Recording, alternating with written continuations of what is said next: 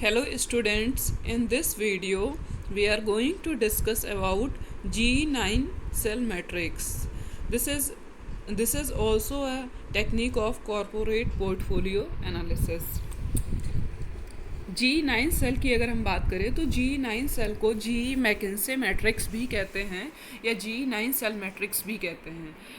इसको हम corporate portfolio analysis की टेक्निक कहते हैं, जिसको डेवलप किया गया था जनरल इलेक्ट्रिक कंपनी ने डेवलप किया था with the help of McKinsey consultant. इसीलिए इसको G9 सेल मैट्रिक्स या मैकिन्से मैट्रिक्स भी कहते हैं। G9 सेल इसको इसलिए कहते हैं क्योंकि ये मैट्रिक्स 9 बॉक्सेस को रिप्रेजेंट करती है और ये मैट्रिक्स आपको इवेल्युएट करके बताती है कि आपके एंटरप्राइजेज में किस पर्टिकुलर बिजनेस में किस पर्टिकुलर प्रोडक्ट में आपको इन्वेस्टमेंट करने की नीड है, किस पर्टिकुलर प्रोडक्ट में डाइवेस्टमेंट करने की नीड है। ये आपके पोर्टफोलियो को रेगुलर बेसिस पे एनालाइज करके आपके स्ट्रेटजिक इम्प्लीकेशंस को गाइड करती है, मीन्स आपको कैसे स्ट्रेटजीज फॉलो करनी है, ठीक है, उसको बताती है।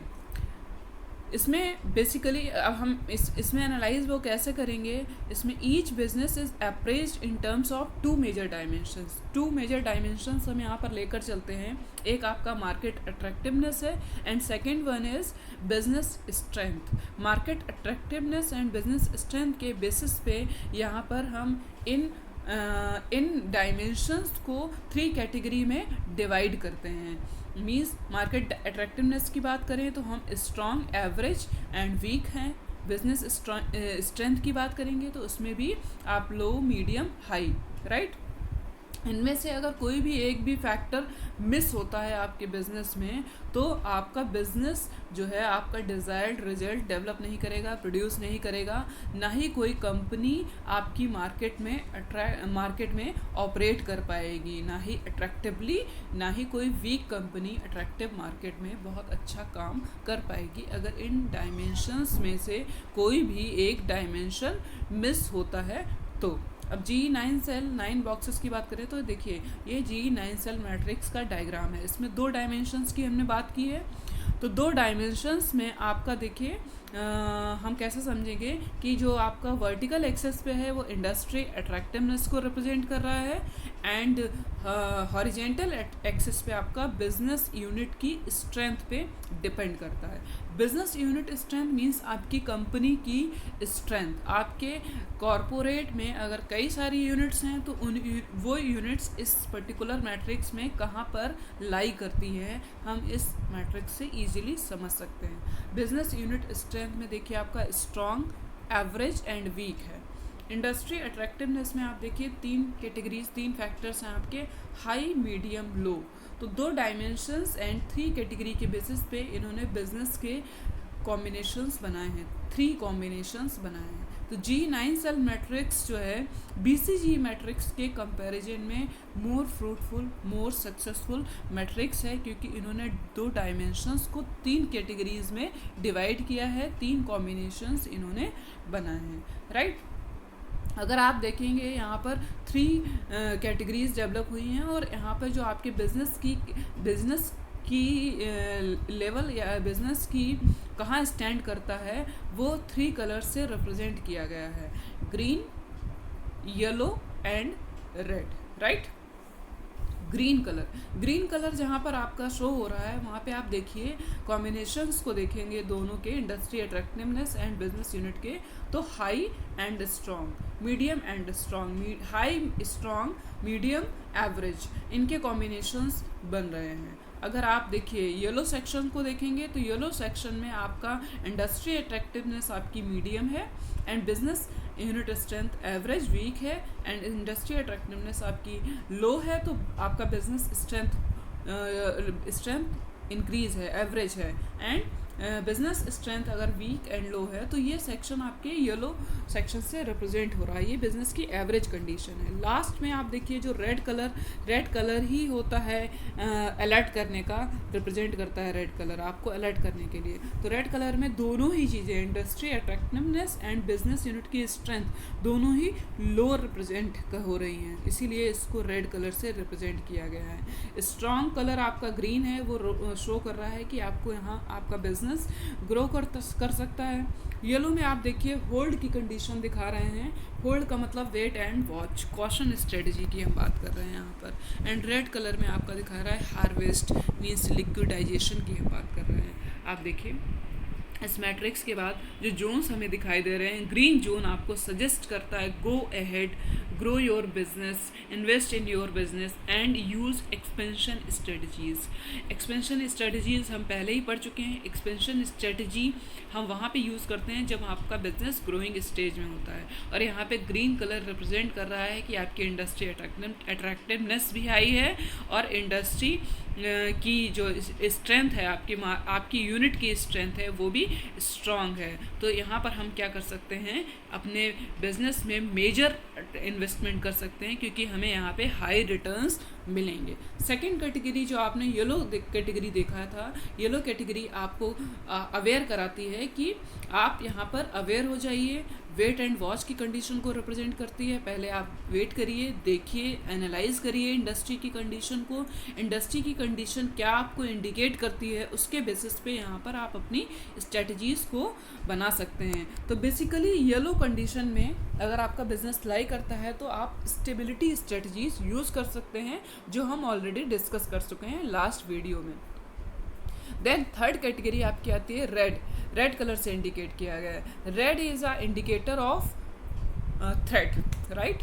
तो रेड कलर में आप देखिए यहाँ पर आप अपनी रिट्रेंचमेंट स्ट्रेटजीज़ को यूज़ करेंगे, राइट। मीन्स रेड कलर में आपका बिजनेस है तो आपका बिजनेस यूनिट बिजनेस साइकिल में डिक्लाइनिंग फेज में है, तो यहाँ पर हम रिट्रेंचमेंट स्ट्रेटजीज़ यूज़ करेंगे। रिट्रेंचमेंट में आप टर्न अराउंड यूज़ कर सकते हो, आप डाइवेस्टमेंट कर सकते हो, आप लिक्विडेशन, कोई भी स्ट्रेटजी आप यूज़ कर सकते हो जो रिट्रेंचमेंट स्ट्रेटजी के वीडियो में हम डिस्कस कर चुके हैं। अब हम यहाँ पर आपको कुछ एडवांटेजेस बता देंगे GE9 सेल के। GE9 सेल के जैसे BCG मैट्रिक्स में हमने 4 कैटेगरीज डिफाइन कर ली थी। 4 कैटेगरीज मीन्स 4 कैटेगरीज में आपके 2 डायमेंशंस के बेसिस पे आपने देखा था, या तो इंडस्ट्री अट्रैक्टिवनेस आपकी जो है वो हाई लो को रिप्रेजेंट कर रही है और मार्केट शेयर भी आपका हाई, इंडस्ट्री ग्रोथ रेट भी आपका हाई एंड लो को रिप्रेजेंट कर रहा था। तो वहाँ पर डायरेक्ट या तो लो की कंडीशन है या हाई की कंडीशन है, तो उसका मेजर ड्रॉबैक था कि वो मीडियम रेंज को,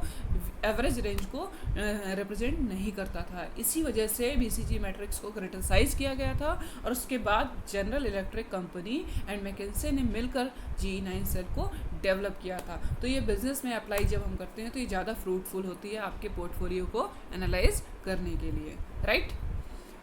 जब हमारा पोर्टफोलियो एनालाइज हो जाता है तब हम स्ट्रेटजी इम्प्लीमेंटेशन की बात करते हैं। स्ट्रेटजी इम्प्लीमेंटेशन मीन्स आप जो स्ट्रेटजी फॉर्मुलेट कर लेते हो उस स्ट्रेटजी को आपके ऑर्गेनाइजेशन के गोल और ऑब्जेक्टिव्स को अचीव करने के लिए हम उसमें उस स्ट्रेटजी को ट्रांसलेट करते हैं। मतलब उस पर्टिकुलर सेलेक्टेड स्ट्रेटजीज़ को ऑर्गेनाइजेशन के गोल को अचीव करने के लिए हम यूज़ करते हैं, इसीलिए हम इसको स्ट्रेटजी इम्प्लीमेंटेशन कहते हैं, right. Strategy implementation is the translation of chosen strategy into organizational action to achieve goal, right. Strategy implementation को हम ये भी कह सकते हैं कि ये जो है एक organization should develop, utilize and amalgamate organizational structure, control system and culture to follow strategies that leads to competitive advantage and a better performance. Means organization को अपने स्ट्रक्चर, सारे रिसोर्सेज और control system, culture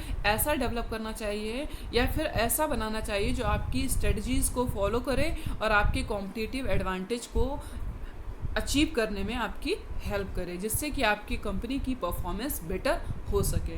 if we are talking about the strategy implementation then we can follow some steps और you can say following steps for strategy implementation, right. First one हमें क्या करना है, सबसे पहले हमें अपने ऑर्गेनाइजेशन के पोटेंशियल को डेवलप करना है जो स्ट्रेटजी को सक्सेसफुली फॉलो करा सके। उसके बाद आप आपके रिसोर्सेस को स्ट्रेटजी की इसेंशियल एक्टिविटीज़ में डिसबर्समेंट करना है, उनका मीन्स उनको एलोकेट करना है। फिर आपको स्ट्रेटजी क्रिएट करनी है जो आपकी ऑर्गेनाइजेशन की पॉलिसीज़ को एनकरेज करें, मीन्स पॉलिसीज़ को कोऑपरेट करते हुए आपकी स्ट्रेटजी होनी चाहिए।